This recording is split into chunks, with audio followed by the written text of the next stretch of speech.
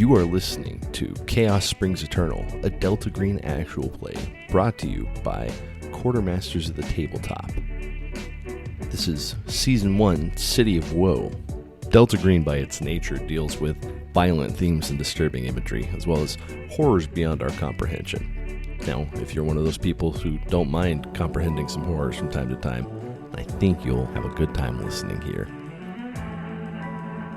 Join us, won't you? Who says that we need opening banter? Well, I do. I enjoy a little bit of opening banter. Speaking of, so in our pre-show talk, we were talking a little bit about dreams, but I wanted to share the worst part about my dreams, which is I used to have severe sleep paralysis. Do you guys ever have this? I've had it once. I've never had sleep paralysis. I have never had it. I have the opposite effect where I go to sleep and I just roll. Oh man, that sucks. So yeah, sleep paralysis, in case you don't know, it's when your body is asleep, but your brain is awake, I think is the way to describe it. And so I used to have it really bad in college, several years ago. And it was like, you open your eyes and you can't move. And it is creepy because your hearing is different. Your perception's all different. Like, I know a lot of people say they see like people out of the corner of their eye, or like a hag sitting on your chest. Like that's what it's like, known as old hag syndrome. For me, it was very like dark and evil feeling. And it was like, then once I woke up from it, because you can wake up from it, I was like, oh, this is where like some alien experiences must come from, because that's what I can totally get that now. Isn't that the plot of the Fire in the Sky movie? It is similar. The guy, does he doesn't have sleep paralysis in it, but isn't that what like the doctors are like? Oh yeah, he just has sleep paralysis or some bullshit like that. But then it actually turns out, no, I got my ass probed. Yeah. Oh no, he got his eye probed in Fire in the Sky. Yeah. Oh yeah, because he has like that weird. He's like in the, oh god. I remember seeing that scene recommended on YouTube before I knew that movie existed, and I was like, duh. I was in like middle school. I was like, what the fuck is this? Like, this is awful. Yeah. How did they do this to Subway? More specifically, or not more specifically. So you brought it up, like the whole like hag sitting on your chest thing. The one time I've ever had sleep paralysis, I saw like a goblin demon like sitting on my chest. Yeah. That was the most horrific thing I've ever experienced, because I was in high school and I remember just hearing like German whispers too. That is that might be creepier than the goblin. It was the German whispers. Yeah, like it's just like it's like, oh hey, look, we have listeners in Germany, by the way. I checked the stats. We've got it's mostly US and Canada, but actually Australia, New Zealand, a couple of the Nordic states, Germany, France. Wow. So I mean, we're friend. international with our few hundred downloads already. Yeah. Yo, look at us. Look at us. Speaking of things that we have done already, last session was it didn't go the way that I thought it would go at all. But this is, again, a lesson. Just don't let your players roll for anything. Just make them do what you want. Put them on a train. For that or anything. Yeah, I'm trying to tell the story. These guys are just sort of along for the ride, almost like I've set some sort of contraption on which they can just hop on, and then we just push it forward, maybe through some like steam power or something like that. And it's, kept within a very certain boundary or guidelines. Like the wheels kind of have to follow along like a specific track. Yeah, it's called riverboating. Riverboating, that's the one. You want the tabletop equivalent of the It's a Small World After All ride. They actually have that on itch.io. It's no. Yeah. I don't know, Noah, if that's what they have or not. But last time on Quartermasters, on Chaos Springs Eternal, Season 1, City of Woe, you managed to get the little girl ghost on film. One of the actual film photos. But more importantly, Marcy, was alive. Broke her fucking leg. I don't think I've said that. No, We but still have to effectively a similar pain. we have to. I get believe she you was at X-rayed. 2 out of 12 hit points. He Yeah. broke a lot of stuff. He'll be fine. As you went to check on her, Marcy looked up. She was able to see the ghost girl, but the others at first couldn't see the little ghost girl. Joel went to leave, but the door was locked, and it appeared as if maybe the little ghost girl was locking you inside. Cyril, though, went downstairs to go help Marcy, while Joel got a camera angle on the hole, eventually forming a double Dutch angle.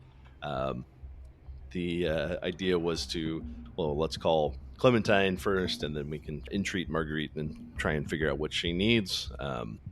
As Cyril walked Marcy back up, he did notice a strong smell, sort of funky, coppery, metallic smell, but he ignored it.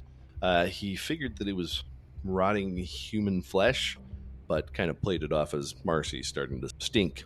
Yeah. Rude. Got back to the top. The little girl ghost was beckoning Marcy to jump down the hole again, even though she didn't really jump the first time. But Also rude. get on the ride again. Y'all debated on an ambulance, but you couldn't get signal because of a bad luck roll. You begin to try and negotiate with Marguerite.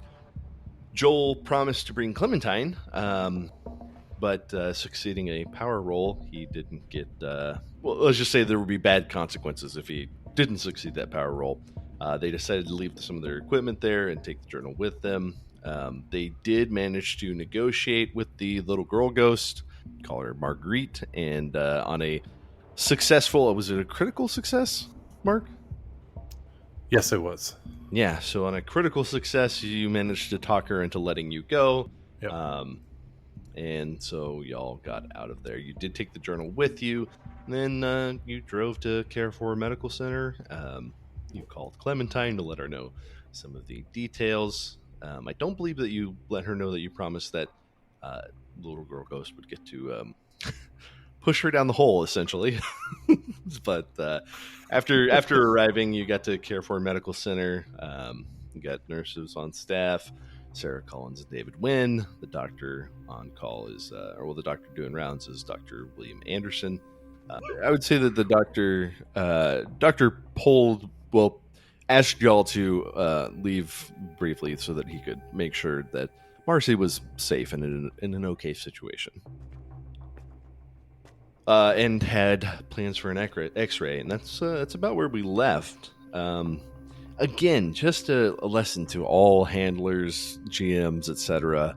Don't let them roll on negotiating with ghosts. There's no reason to do that. Didn't work out too good, yeah. Yeah, but I mean, it worked out great. We got really Marcy good for us. It was to phenomenal. the hospital. That's what we needed to do. It's true. And who knows? There probably wasn't anything else in the house that might hurt you, so you were probably going to live forever. That house is going to be there no matter what, right? Yeah, it's true. That house might be there forever. Sure. It's not like there's, some secret shady thing going on that might, take over the land and prevent We you from come back going and it's fully just bulldozed. It's just gone. Or It just fucking walks away like Baba Yaga's fucking hut. It's just there's big chicken feet in the yard. Yeah. How did we not notice this before? There's a single egg. it's a total mystery. It's a single egg. There's a single It's like a normal outhouse chicken-sized egg, though. No, it's an egg, but it's like inside. We crack it open. There's a little baby outhouse. It has to grow into a full house. It's got to grow up. There's a baby outhouse duplex. It's twins. Oh, I got 2 yolks in this Okay, one. who's gonna sit on it? Anyway, after the doctor says, all right, well, let's we've got the X-ray machine open, so we'll get you over there right now, Marcy. This is again Dr. William Anderson. Yes, I'd like that. And he begins. Yeah, he calls one of the nurses, and they begin to scoot in your bed, leaving Joel and Cyril. They're like, yeah, you don't want to come back here unless you want to get blasted by a ton of radiation. I mean, you'll be fine. They look at Marcy. Why Why Oh would my. you say it like that? Don't worry about it. It's X-rays. We do this all the time. It's normal doctor's talk. And I love when the doctor says, "I know what I'm doing." I know what I'm doing. This isn't my first day. It's my third. yeah, but I know how to work Dr. an X-ray machine. I know how to do this. And he's just making the noises as he's pushing buttons. He's like from Catch Me If You Can. Yeah, I know what I'm doing. What's your idea on this? When it turns on, he just goes. It's like he's making the ray noises. He's got like 6 lead vests on. Shouldn't I have one of those? No, for me. Dr. Anderson, he as he wheels you in, he pushes the button that opens the doors to let you in the little X-ray room. They open on themselves, and he pushes you in. He's like, "All right, we're gonna have to transfer you to this. Now, if you do have broken ribs or any other broken bones, this is going to be very painful." Wait, what? But we've got you on morphine right now, so you probably won't feel anything. At least I hope it's kicked in by now. And he looks at the nurse and kind of laughs. And he's like, "All right, What's this guy's name again? This is Dr. William Anderson." Oh, God. Which I realize might be influenced by the fact that I'm in Houston and there's MD Anderson. And I don't know what the MD stands for, but it's not medical doctor, I assume. It's like the hospital MD. Sure. But maybe that's not a coincidence, or maybe it is. Who knows? But He's got a real Patch Adams vibe. just sounded. And he's like, all right, Marcy, let's go 1, 2, 3. And he and the nurse lift you up and get you on the X-ray. You've got morphine in, so you don't feel it too much. They got you on morphine because they believed you, obviously, and you were also in extreme pain. So that's only responsible for them. I don't know. Maybe they would have given you Vicodin. I don't know what doctors do. Maybe one or the other, right? When I had the current opioid crisis give you tells us enough anything, yeah, probably it's probably give you gonna be something. morphine. They would. I'll say this. This was when I was in high school, so this It was was single a Tylenol. while ago, and they suspected I had meningitis. That's the one where you can't move your neck, right? So I don't know. No, they had to Maybe, do a spinal. They had to do a spinal tap on Spinal me, tap, yeah. and for whatever reason, they also gave me morphine. No. I don't know if that was just like the height of doctors being irresponsible with opiates or what. I love that there was just a period of American healthcare where they're just like, fuck it, give them opioids. there was a period of American healthcare where they said, "Fuck it, give them cocaine." You get morphine. You get morphine. Yeah. I mean, it's a complicated situation. I will say that. Pain sucks. So True. morphine is really good at, making you not feel pain. I'm not trying to, make light of that, but whatever would be appropriate in this case, whether it be, Vicodin or morphine, they give to Marcy, so that you feel only the slightest bit of pain as they move you over and begin the X-ray machines. Now, Joel and Cyril, as you are, I assume I don't know if you're staying back sort of in that bay area where Marcy was, or if you've moved to the lobby, but you would notice there's a policeman who enters, and he pulls up to the front desk, introduces himself to the nurse working there, says, "Hey, I'm Detective Virgil Marr," to the nurse. The nurse says, "Oh, hey, Detective Marr, what can I do for you?"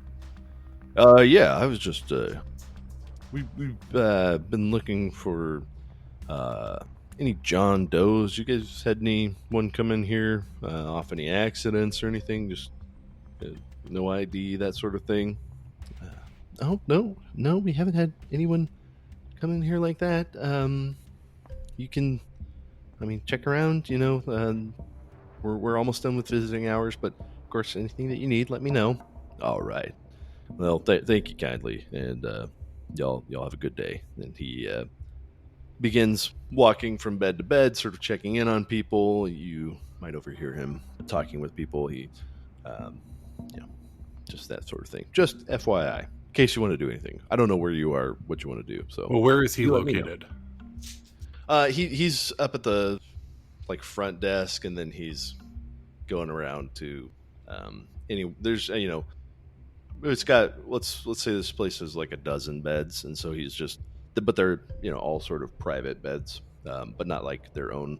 Not all are their own room. Some are just the little curtained part. But he'll go and knock on a room, say hi, just sort of check on some people he knows, because obviously he's a small town cop. Some people he's less familiar with, but he goes in, talks with them for just a few minutes. What does he look like? That's a good question. What does he look like? He is 6'2", about 240-ish pounds, so pretty well built. Kind of looks like he's got like a flat top haircut, almost like a little bit on the blonde side, so it's got that effect. He's maybe in his mid 40s, pretty well put together. He's in uniform. Even as a detective, he looks like he's still wearing sort of the blues. He's got the notepad, got the nightstick, got the service weapon, that sort of thing. But I mean, he looks like a very typical cop. Yeah. Being from this town, do we know him? Yeah, I imagine. I mean, you may have had a run-in with him, Tyler. Well, not Tyler, but Joel may have had a run-in with him at some point. He may have come by the Yeah, definitely probably been pulled over speeding. by the shop just to sort of check on things. There's been some tension there. I don't know how many illegal things go on at it's kind of a big wheel, but there may be more than a few. So he may have sniffed around. I don't know. Maybe he could have even gone to Cyril for like a family photos. I don't know if that's something you do, but. Sure. Again, this is a small enough town that anyone you want to have known, you can. So that's up to you. All right. Yeah, I think Cyril for sure is just sitting back waiting for Marcy. Okay. Yeah. He's not wandering around or anything. What about Joel? Yeah, Joel is probably going to stay with Cyril as well. I can't imagine him leaving anytime soon. He definitely wants to make sure Marcy's okay, by all means, even though it didn't probably sound a whole lot like it in the car. Okay. Are either of you trying to listen in to the cop as he makes his rounds? Or Oh, I didn't know that was an option. Yeah, definitely. I would absolutely do that. As I recall, Mark, Cyril is loaded right now. He could pull out his gun and shoot the cop if he if you wanted to do that. That's the magic of role-playing games. That I know. You should actually just do that right now. Probably do that. Just go ahead. Do that. No, but This wheel is infinite. Roll fireworms. I guess what I would do so Cyril's gonna get up from where he's at. Is there there's a nurse's station in the middle here? Yeah, there's a nurse's station. You've got a reception area. Then once you get admitted, you get to go back. In the middle is the nurse's area where they sort of coordinate things. There's only 2 on night. Out of the dozen Sure. or so beds, there's probably 6 that are filled, including Marcy's. Okay. So there's he's making his way through other people. Are there nurses at that station? There's 1 nurse now at that station. That'll be Nurse David Wynn. Okay. I think Cyril will go up to the nurse's station and just start chatting David up, just to kind of. Actually, sorry, Sarah's at the station because I did the female voice. So. Oh, okay. Yeah. So Sarah, he just starts going to just chat with her about how her night's going, how things are, what's going on here, if there's anything particular that she needs, or buy her a cup of coffee, that kind of thing. But what he's really trying to do is listen into what the cop is saying. Oh yeah, no, everything's fine. I mean, it's not, it's Saturday night. Saturday night's always our busiest night. I know. People always make the worst decisions, and they end up here. She kind of looks a little bit judgingly at the bay where Marcy's bed was. She's like, no, I'm surviving off these, and she holds up an energy drink. She's like, these are lifesavers. Oh man, I can't touch that stuff. It makes my heart race. Yeah, well, that's Oof. You're a I better know some person than people. me. Well, you drink too many of them, and you might end up here. But Ain't that for sure. thank you for offering. But no, we're doing okay. Oh no, it's our pleasure taking care of our girl here. Yeah. And then, so go ahead and are you trying to be like, I don't know, what's like a listen in? I guess.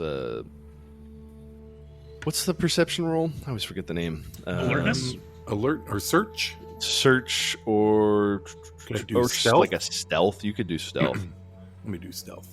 And a 97 over 55, so I fail on that one. Don't forget to mark it. Yeah, don't forget to mark it. Whenever you fail, mark the checkbox next to your skill. We'll get to leveling up here before too long. We'll see. But yeah, I think as you're trying to listen, it's it's a little bit like the Peanuts when the adults are talking. Sure. And maybe you're a little bit distracted by Sarah. I don't know. She's roughly in your age. Do you think that being a confirmed bachelor? Well, no, that's the wrong term. Being an eligible bachelor. Confirmed bachelor. Yeah. Do you think that you've maybe approached Sarah before, or maybe even gone on dates with her before? I don't. Maybe I don't think so though. Not okay. Yeah. Her nights are pretty full because she Yeah. works nights at the emergency room. So Yeah, I would imagine we work different hours.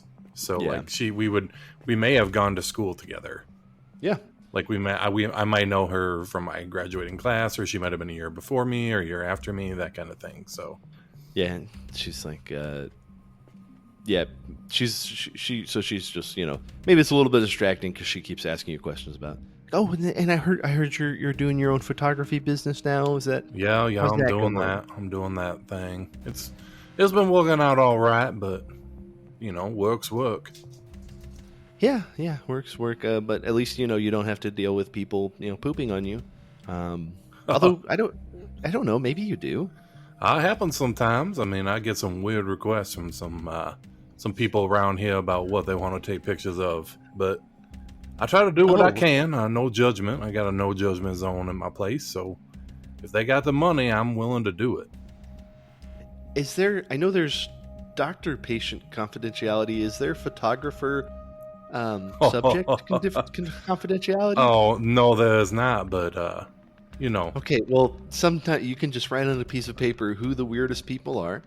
Okay. I bet that I know. It might surprise you. It might surprise you.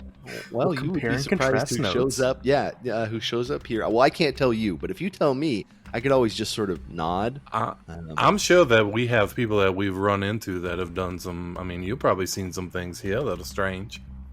She looks at you and she's like, I have seen so many things. Yeah. And she gets like this 1,000-yard stare. Right. Now, just imagine that person wants me to take a picture of them. Yeah. And right about then, the doctor wheels Marcy back out and says, all right, well, we should be developing those soon. We'll get the final word on it, what, if anything, is broken, and get you suited up. Well, if it's your ribs, it's going to, there's not much we can do. Arm or leg would be actually great for me because then I get to do a cast. But ribs, can't really just put them in a cast because you're constantly breathing. Did you know that your ribs flex? So if you're breathing, then they're moving, and we can't really wrap around from the inside.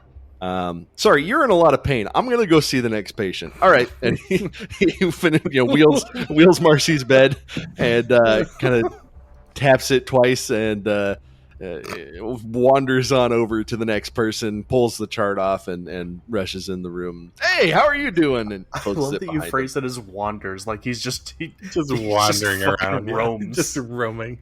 This is I'll peeking behind the curtain. This doctor is based off the doctor who did my wife's first C-section. Oh my god! When we went to the hospital, it was just like, all right, we need to do this now. and he just sort of like wandered in and was like, all right, you ready? And then it felt like everyone descended upon my wife's bed, rolled her in the operator room. I got on my hat and mask and front covering, whatever it's called, scrub thing, and I walked in behind her, and then I literally, the doors closed, and then I pushed them open to walk in, and they were like, here's the baby, Dad. And I was like, how did that happen so fast? And then the doctor was just like, all right, I'm done. Wow. He left. Great Bills in the doctor mail. though. I mean, he did great job, but it just cracked me up. Anyways, that's Abraca baby. Yeah, Abraca baby is a good description, Noah. Thank you. That's good. When Marcy rolls back into her bed, Joel will, after the doctor walks away, so he's using his own supply, right? Oh, 100%. What do you think it takes to Never mind. He'll wave it off. In this town, you might be able to. I also would like to say in the interim, while Cyril was talking with the nurse, and Joel was trying to listen in as well, but he probably couldn't hear from where he was compared to where the doctor is. He took a picture of Cyril hitting on the girl and posted it on Snapchat and put it on his story and was just like, this man tries wherever he goes, or some kind of caption along those lines. Wow. Okay. Yeah. Wait, we're in what year? 20XX. Yeah, 20 Okay. Yeah. I think at one point we said mid to late 20-teens or something like that, but I gave a specific date. I think I think it was September 19th of 20XX. So there's a September 19th. So that's a Friday. I don't remember if it was the Friday or Saturday. Time to go listen back, or it might be in my notes somewhere. But you're looking at mid-September 20. I think at one point I thought it was early 2000s, and I had a couple of things prepped for that, and I was like, He wait. posted on his MySpace page. Yeah. yeah, he opens it up and you just hear crawling in my skin. But yeah, so as Joel and Cyril, as Marcy gets rolled back in, Detective Marr, Marr, by the way, finishes up with what everybody was at, and saunters on over to y'all and says, hello now. How are y'all doing tonight? We're just fine, Detective Marr. How are you? Joel just looks to Marcy. I just got shot with lasers. He pulls out his notebook. Lasers? I don't know, rays. She had an I X-ray. got an X-ray. I She got had an an X-ray. I was trying to be funny. Okay, I thought you were trying to explain the origin of your ailment. You look in a bit of pain, and somewhat worse for the wear. Do you mind telling me what happened? I fell through the floor. You fell. Okay. Through the floor. Through the floor. Now, is that floor... I mean, did you not notice? Was there no proper railing? Is this a OSHA violation that we might need to take a look into? Or Not really. We're doing the mayor a favor, investigating his family manor, Florizen Manor. You know where that is. Okay. And it's old. It hasn't been lived in for some time, and I think, unfortunately, Marcy probably found a bit of a spot of water damage from the last couple of hurricanes. All three of us had walked into her room, and then I was the first one to walk out, so I guess just it had weakened by the point of all of us walking over it, and I was the unfortunate person to trip it, I guess. All right. Well, I mean, if you want, we can file a police report just for insurance purposes. I'm sure the mayor has insurance on that house. If it's his property, he's pretty responsible. So, be happy to file an official report just so you got something to send to the insurance company. File a claim. Detective, Yes. Is it your manner to just go around to operating rooms and hospitals and question everybody in it? Well, normally no, but we've had a little bit of a situation actually. Just we've got a bit of a missing persons that we suspected was going to wind up in a John Doe scenario based off the description.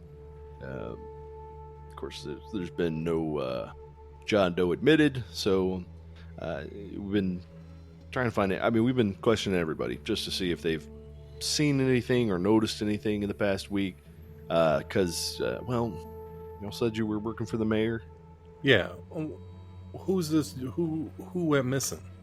You don't know, but he draws the curtain behind, and he's like, "Well, listen, normally I wouldn't do this, but you know, I need y'all to keep this, you know, down low for now. We don't want to raise anything up, but sure. It's officially been long enough that we are filing a missing persons case for the mayor's brother, Antoine Babineau. Oh my yeah. God. Yeah, mayor last saw him before the hurricane, and That's awful. hasn't heard from him since. They had planned to meet earlier this week. Antoine wasn't returning any calls. No one at the house. We didn't know. So mayor said, "Hey, you know, we need to file this report. We need to find where he is." So we've expanded our search. Don't get me wrong. We're not starting with Carrefour based off his last known location. He was coming from New Orleans, so we've been checking with emergency rooms and morgues all along the way. Haven't heard anything, so we made our way to Carrefour, just mapping it back. What was the brother? What was his brother driving? Do you know? Yes, he was driving, and he pulled us through, and he says he was driving a looks like a late 90s model BMW 5 Series. I mean, he was fairly well off. The Babineau is coming from some money. Yeah, for sure. But, Antoine is from Carrefour as well. Yeah, he maintains a place of business here, but he does a lot of stuff in New Orleans, so he's traveling back and forth. He basically commutes. But yeah, last we knew of him before the hurricane, he was in New Orleans, and New Orleans didn't get hit that hard. I mean, they were hit, but not a ton of structural damage, not a ton of flooding. We had it much worse than New Orleans from everything that I know, and just haven't heard from him since. So assumption was he, I mean, at this point in the missing persons case, he's not responding to calls. His phone is dead. Mm-hmm. I mean, that's a treacherous road between here and New Orleans. It can be for sure. But I mean, Antoine made that drive plenty, so that's true. Again, just only since you are already, in the confidence of the mayor, would I share this, but please don't let this extend. The mayor does want to avoid any sort of, I don't want to say scandalization, but just any sort of panic or undue worry. If we don't find them, though, we will be putting out, notifications and all that sort of stuff. We're just trying to be very methodical about this. That's understood. I feel for the mayor. That's rough. But we'll mum's a word here. Mum's a word. You all haven't. I mean, I just gotta ask y'all haven't seen him, right? And Dan, we know who this person is, right? Yeah, you'd be aware of him. We would be able to recognize him. Yeah, you would know him. He's got like the handlebar mustache. He's the kind of guy who wears seersucker suits everywhere. He's got like very white hair that's gelled into it, like a hard part. He's in his like middle 50s. Very sort of southern gentleman. Always wears a like striped bow tie with his suits. So Yeah, we've seen hide no hair of him, at least not in our Wow. daily occurrences here. Haven't seen him since County Fair, unfortunately. Oh yeah. Well. All right. Well, just keep your eyes peeled, and we've got it posted from here to New Orleans, so Yeah, we we'll are do. We'll looking do. for him. But all right. So Marcy, would you like that? Would you like that police report? Is there a deadline for when I can get that started? No, I would just get you something first thing Monday. Okay, I'll get back to you on Monday.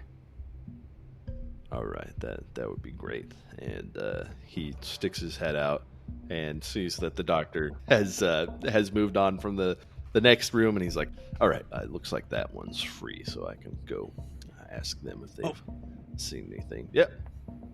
Real quick, detective. You by chance didn't find out anything about some pink Jeep, did you? Pink Jeep. No. No calls? I mean, might have been something, God. but nothing got. I almost forgot. Yeah, I referred to almost me. got hit by that bastard. You almost got hit by something? No, I can. Yeah, it was. I'll It check happened with so the. quickly. I'll check with the operator when I get back just to see if anything got called in. But I wasn't aware of anything.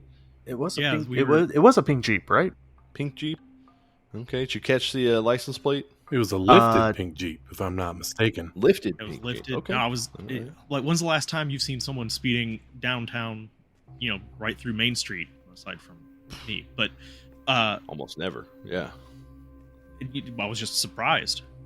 Yeah, that's a strange one. And he's carrying his pad and tapping his pen on his lips. He's like, "That's awful strange. All right, well, I'll leave y'all be." And he makes his way to the next room. Yeah. Before too long, though, there's another visitor to the emergency room. Another person that you might recognize. This is Etienne Guidry. He's the local pastor. Let's see, do I have a name for the church? Ooh, did we name the church? I think we did. Yeah, I thought we gave it some Sweetwater like- Church. Sweetwater. Yeah, that's right. Yeah, Yeah. So yeah, Etienne Guidry makes his way in. He checks in at the front desk. He says hello to Sarah and David at the nurses' station. Says, "Hey guys, how you doing?" And they Good pastor. have their various greetings, and he makes his way around again. Sort of, the doctor, the detective, and now the pastor are sort of making their own rounds. This is something that the pastor does every Saturday, just sort of checking in on people, see who's not going to make it to church tomorrow, maybe who needs prayers, offering a word of prayer with people. So he makes his way around. And unless y'all want to do anything before he gets to your room, he would pull it in. I would like to lock the curtain. So that he can't get in? No, I don't know if you understand how curtains work. just put a big I just put a big padlock on the curtain. Sorry, I'm laughing way too hard at that. No, I don't think she's in any state to stop anyone at this point. All right. And here's another question that I don't know that I've asked any of your characters. Do y'all go to the church here? Do you go to Sweetwater? No. Okay. Not often, Not Marcy. but Not often. Christmas and Easter? yeah, I imagine it's the big ones like Easter, Thanksgiving, Christmas, something like that. What about Cyril? Cyril is there every week. Okay. All right. So yeah, as the pastor makes his way around, he shakes Cyril's hand and says, "Oh gosh, I need a better voice for him. I only have like 3 voices, so let's see what comes out." Join the club. Get on my level. Oh yes, I'm the pastor. No, not going to do that one. Okay. I hate that. He says, Well, hey, Cyril, how's it going? And he shakes your hand. Haha, it's good to see you. Just making my way around the emergency room, finding those people in need of help. I hear you, Pastor. How are you tonight? Oh, I'm doing great. So blessed. Just Stay really blessed. blessed. You got to be prayed up. Exactly. And he, clasps his hands together and points to the sky. Says, now, Marcy, right? Marcy, I don't know that we've ever met, but I try and get to know everybody in Carrefour as best I can. You handle all the internet, all that sort of stuff, right? When I'm not laid out, yeah. Yeah. Oh gosh, so sorry to hear that you're in pain. What happened? Do you mind me asking? I fell. Oh, that's awful. I'm real sorry to hear that you're going through this. Sometimes life throws us unexpected challenges, and it can be real tough to cope with the pain. I hope they're giving you good medicine here, all the painkillers that you need.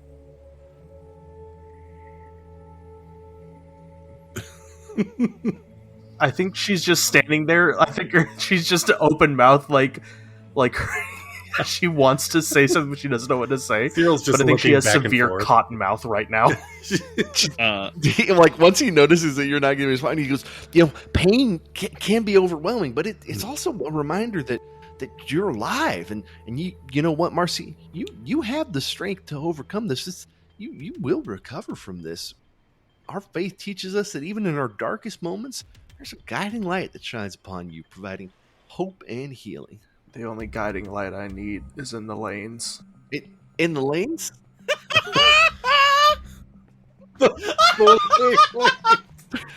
In the lanes. That's the first thing I'm doing when I get out of here. Well, Marcy, I want to share a verse with you that it's always brought me some solace. He says, this is from Isaiah. It's, when you pass through the waters, I will be with you. And when you pass through the rivers, they will not sweep over you. When you walk through the fire, you will not be burned. The flames will not set you ablaze. Now I know maybe that, this fall, maybe you could think when you fall, I will fall with you. And even when you're in pain, he's there with you.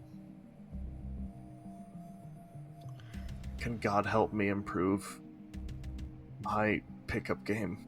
He gives you a kind of like pained look. He's like, well, God gives everyone many talents, and I believe that if that's something that you think can bring honor to him, bring glory, if that's something that draws you close to him, sure, I don't see why not. We'll see how it turns out. All right. Well, Marcy, would you like us to put your name on the prayer roll at church tomorrow? Just when we're giving our prayers, we just ask him to remember those in our congregation who are afflicted in any way. Would I be enrolled in some mail service if I did say yes to this? No, I don't need any more mail. We just put your name on a piece of paper. Just people. It's really nothing, Marcy. It's really nothing. Check the list. They can pray for people specifically, or they can just pray for everyone on the list generally. It's just just to know that you got the faith and prayers of all Carrefour behind you while you're recovering. Do it. That's thank you, Marcy. I understand that you won't be there tomorrow, and I know you haven't come before, but just know that our doors are always open to you. Are they open right now?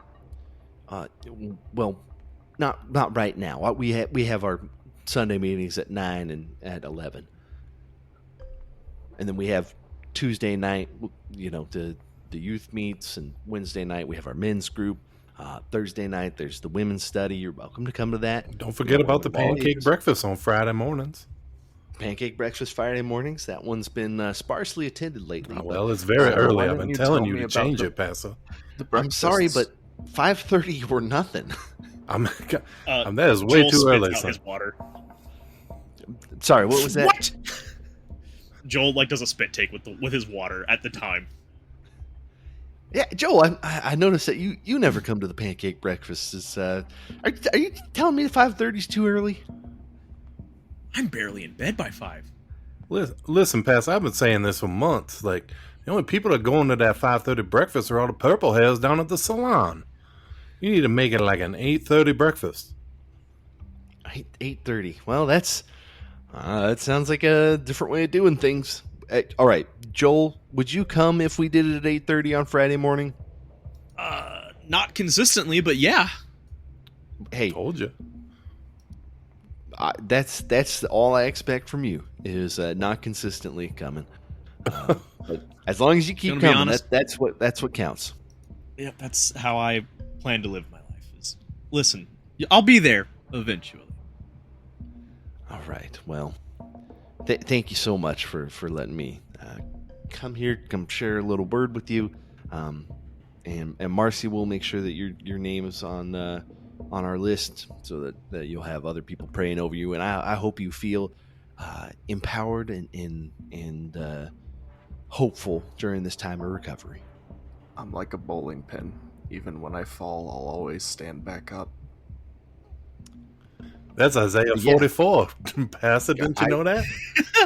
That's Isaiah 9:10 split, 44 verse 6. I think that might be in the Apocrypha. Maybe. Might be in the Book of Enoch. You never know. Could be. All right. Well, anyway, you guys, we'll see you when we get to see you next time. All right. And he goes out and goes to the next room as it is vacated by the police detective who looks at Pastor Guidry and is like, "Hey, Pastor, I got a couple questions for you." "Oh yeah, sure. What can I help you with?" And they go talk for a little bit. I swear to God, if one more person comes into my room. Well, funny you should say that because one more person does come into your room. Only she is not Someone making smother her way. me with a pillow. She is not making her way pillow. door by door. This is Clementine. She pulls up and she says, "Well, hey, Phantom Phinders, how's it going?" Clementine, how are we? "Oh, well, I'm fine. I understand that, Marcy, you're Fuck not you. having a great time." "Hey, oh. I'm sorry, Marcy. I'm in so much pain. And I have such bad cotton mouth. I'm sorry. Hey, Marcy, you need to press this button." And she goes over and she's like, "This is the button that dispenses your morphine. This is what you need to do." Beep, beep, beep, beep, beep, beep, beep. Oh, okay. Oh my! Well, Now you're like a World War II vet. Come on now. yeah. Well, Marcy does that. So, I'm feeling it. how did it go? Okay, you guys saw a ghost? Yeah, we saw a bitch. We did more than see a ghost. She was very playful, this ghost. Yeah. So, tell me about the ghost. Like Cyril said, she's kind of playful. If you count pushing Marcy down, not even a flight of stairs, just into a hole Onto a bar. and locking us into the building, playful. Oh, by the way, I promised her that you were going to come to play tomorrow too. Don't expect you to follow through on it, but You promised a ghost that I would go play with them? yeah, we shook on it. She Just gives like you this, and he look. grabs her by the hand. She gives you this look as you grab her hand, and she's just like, "Joel, why would you do that?" I wanted the fuck out. Marcy's bleeding out. She probably has like 6 broken ribs and at least a dislocated knee. And let's be real, I was freaking out. I'm not gonna lie. I was 2 steps away from sheer panic if I couldn't get out of that building. She wasn't going to let us out, Clementine. That's the big thing, yeah. Marcy could still be laying on that bar with a broken everything. She wasn't going to let us out because we were the only playmate she's had. Oh, okay. Well, tell me what do you know about the little girl? Was she a resident of the house? Was she what do you know about her? She threw stuff at us. Her name is Marguerite. Marguerite, you found out her name. Okay. Yeah. If I'm not mistaken, she said there's more than just her there, right? Yeah, she wouldn't speak on another entity that was in the house. She kind of made it seem like she wasn't the only one there. Okay, so there's more than one ghost? You didn't meet the other ghost, though? No, but we did see books move. I mean, she floated some books and she rattled the shelf. I could not get a picture of her. Joel will dig into his pocket and pull out the note that he found in the frame. Oh yeah, she'll take it and read it, and she's like, "Whoa, that's pretty macabre." There's like 3 of them. Okay, all right. There was three of these notes, or 3 nursery rhymes. 3 nursery rhymes. Even one on the ceiling underneath where Marcy fell. Quite the quink-a-dink there, huh? Yeah, that's odd. So, do you think that this is like I mean, this is a full-on haunting, right? Like, yeah, I would she say playing so. with you? So she's trying to play with you, and she's trying to hurt you. I think that is her play. Right. I don't know what. That. Yeah. Sorry, either that or she's trying to play and something's trying to hurt us. Huh. Well, yeah. I did smell once we were down in the basement and we had gotten Marcy off the bar that she had fallen onto. I did smell something peculiar down there, like a dead body, like a kind of rotten kind of smell, a coppery kind of smell. And it was coming from one of the rooms off there that we really couldn't explore. But wait, hold on. You didn't bring that up there? Well, we was in a panic. We was trying to get Marcy to the hospital. I figured I'd relate it when I had my chance to. Oh, and he'll get real quiet. He's like, Cyril, if you smelled a dead body, you have to tell Detective. I don't have to tell y'all. We're telling Detective Ma too much shit. A cab. You are innocent until proven guilty, and anything you can and say will be used against you. Like, they're not going to use it for you, so you don't talk to the cops. I was amazed that you two were like little magpies talking to that police officer. I can't believe you told them that I fell in the manor. I can't either. I was going crazy. I was like, what? Our investigation there is totally fucked now. Right. I mean, now the cops know we got there, and while I understand that Detective Maul's got some stuff going on, it's just kind of like he shouldn't be in here questioning people left and right. That's not right. Marcy is basically whispering, by the way. Yeah, well, interesting that you should say that. Could you all make alertness rolls? You sure can. Dingbat. I got a... Go wait, I gotta click it. 20 under 60 for me. Okay. All right, I got a 60 over 40. Okay. Do I have a penalty for morphine? Because I got a 53 over 50. No, yeah, it will. I mean, that's just a regular failure. Yeah. So, with a failure from Marcy and from Joel, but a success from Cyril, and a success. In fact, this is one thing in Delta Green when sometimes you have what are known as like competing roles. What am I thinking? Contested. That's not the right. Contested roles. So, for example, if you're wrestling someone, you might have a contested strength check. In this case, it was contested. It was a contested your alertness versus the detective's stealth. So you Cyril, you got a 20, whereas the detective got a 16, which is still a pass, but you got a pass that's a higher value. So you notice him just happened to be listening in on some of your conversation. You don't know how much he heard, but you notice that he was no longer going from door to door, and in fact was listening in. Actually, and that is where we're going to end for tonight. You son of a bitch. Woo! Thank you for listening in to Chaos Springs Eternal. This has been Season 1, Episode 6. I think it was a pretty good episode, if you ask me. I enjoyed it. A lot of fun introducing some of the more characters in Carrefour. There's a lot more coming. This story is just popping off. Thanks for tuning in. Please make sure you go subscribe to us on iTunes, Spotify, wherever. Leave reviews where you can, especially iTunes. It's the one that counts. Thanks for those people who've reached out on Reddit and on Twitter. Love to hear from y'all. And we'll check the show notes for all the links. Opening band.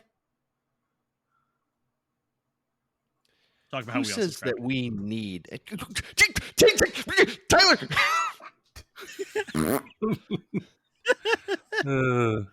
Who says that we... I'm going to kill you guys. I didn't realize that this part of your opening banter. I'm sorry.